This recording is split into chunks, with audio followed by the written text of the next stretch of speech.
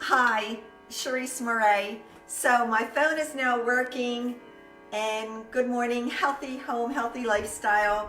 The eco tip for today is all about your kitchen pantry. So we're going to look at it from multiple perspectives: organization, tidiness, how to design it, what to do with all the food that you now have that you need a place for. So I hope you enjoy this, and I will try to condense my words as much as I can. So I recently redid my pantry. I needed a little shift from working so much and just to clear my mind. So I knew what was behind that closed door and I just wanted to change it out. So I had already designed the shelving. So I have shelving on. It's not a big space. It's right behind me, and it's a very small space, but it's high, which is good. So I had designed the shelving to go up on both sides and not on the back wall, so that I could actually go into the space and not have to worry about bumping my head, right? So also the height. The height is important. You want to make certain that you can actually layer on there and not just have one small little row and then the next shelf is right there. So take that into consideration. Get a box. See what your highest box is. Measure it out. How high is this box? And then go an inch higher so that you have a little bit more room, and then everything else will be able to fit on there nicely. And then, so once you have your shelves in place and you know the height, you've already thought about what's going to go on this shelf. That's why you measure.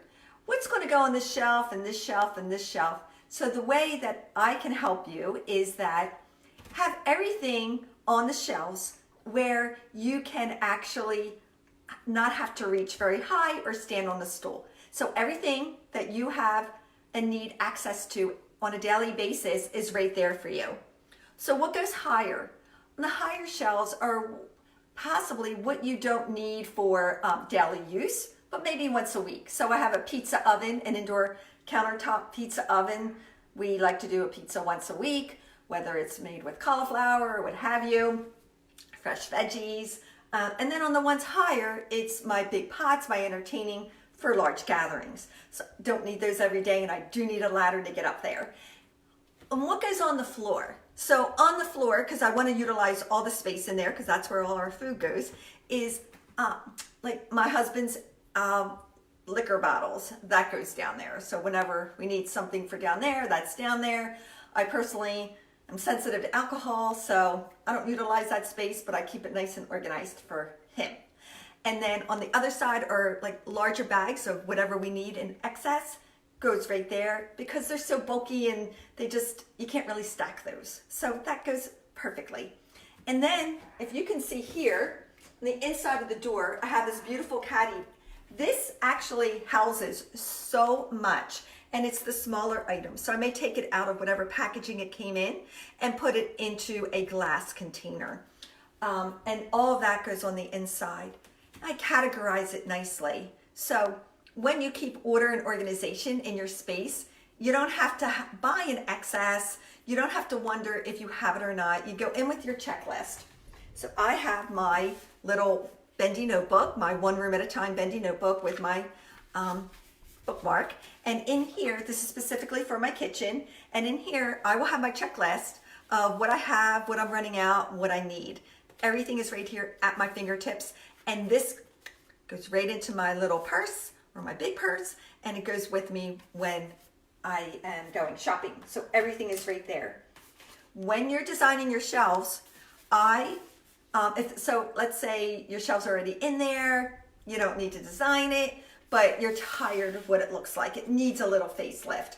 So what you can do is you can either paint the shelves with, your healthy paint. And I give you a really good tip in my book, Eco-Conscious Home. And it's a really extensive tip, and from different perspectives, different school of thoughts on how to, and what types of paint to use, healthy paints, and what to do to your paint. If you want to do a little bit of extra abundance in there. So my book is called Eco-Conscious Home. And if you buy it on my website, I'll give you a free gift and I'll sign it, or you can just go to Amazon. Barnes & Noble, whichever you choose. So you can paint, or what I did in my closet is I have left over this wallpaper that is very healthy for your environment, and I actually give this as one of my PPs in my book, which is my personal preferences, the line that I use.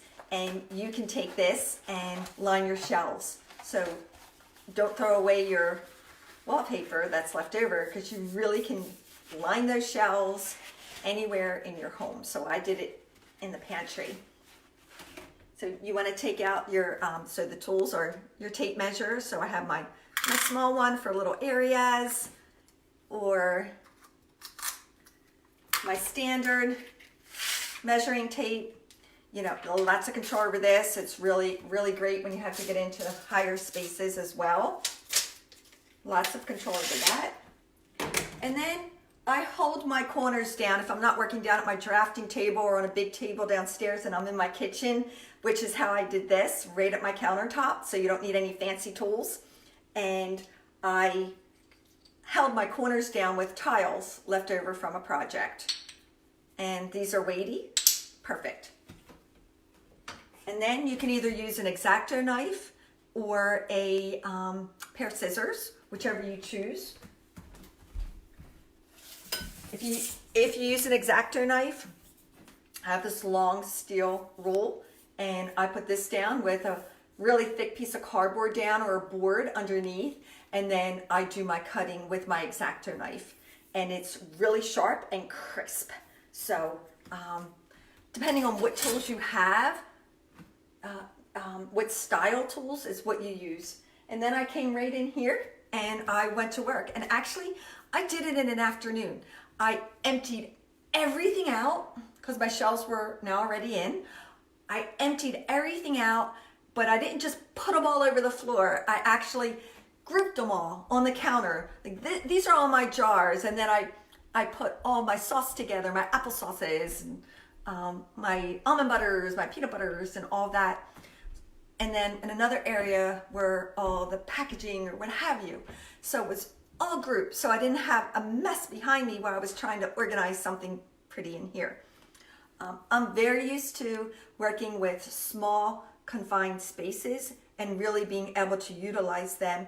I had designed all the refurbs in the world for private and corporate jets, so I was dealing with very small spaces, and we really had to be conscientious of space and weight and what was going in there, who was using this. So it's the same here. It's a very small space, and who's using this? What's going in here? You don't want to have anything in there that doesn't belong.